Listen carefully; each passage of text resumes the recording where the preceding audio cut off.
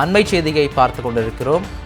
ஒன்றிய நிதிநிலை அறிக்கை 2026 எப்படியும் தோல்வி உறுதி என்பதால் தமிழ்நாட்டை மீண்டும் புறக்கணித்துள்ளது ஒன்றிய பாஜக அரசு என்றும், தமிழ்நாட்டிற்கு புதிய திட்டங்களும் இல்லை, ஏற்கனவே வரவேண்டிய ஜல் ஜீவன் மற்றும் கல்வி நிதியும் இல்லை என்று முதலமைச்சர் மு.க.ஸ்டாலின் தனது சமூக வலைதள பக்கத்தில் தெரிவித்திருக்கிறார். மேலும் வழக்கமாக சொல்லும் திருக்குறள் கூட இம்முறை இல்லை, அடுத்த ஆண்டுக்கான பட்ஜெட் கேட்டால் 5 ஆண்டு திட்டம் போல வாசித்திருக்கிறார்கள் என்றும், மொத்தத்தில் ஒன்றிய நிதிநிலை அறிக்கை 2026 ஏமாற்று பட்ஜெட் தமிழ்நாட்டை ஏமாற்றிவிட்டது என்டிஏ என்று முதலமைச்சர் மு.க.ஸ்டாலின் தெரிவித்திருக்கிறார். அண்மை செய்தியாக பார்த்து கொண்டிருக்கிறோம்.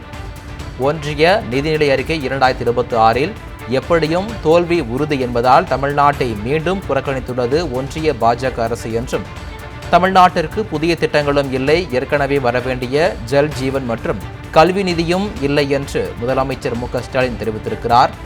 வழக்கமாக சொல்லும் திருக்குறள் கூட இம்முறை இல்லை என்றும், அடுத்த ஆண்டுக்கான பட்ஜெட் கேட்டால் 5 ஆண்டு திட்டம் போல வாசித்திருக்கிறார்கள் என்றும் குறிப்பிட்டிருக்கிறார். மேலும் மொத்தத்தில் ஒன்றிய நிதிநிலை அறிக்கை 2026 ஏமாற்று அறிக்கை தமிழ்நாட்டை ஏமாற்றிவிட்டது என்டிஏ என்று முதலமைச்சர் மு.க.ஸ்டாலின் தனது சமூக வலைதள பக்கத்தில் தெரிவித்திருக்கிறார்.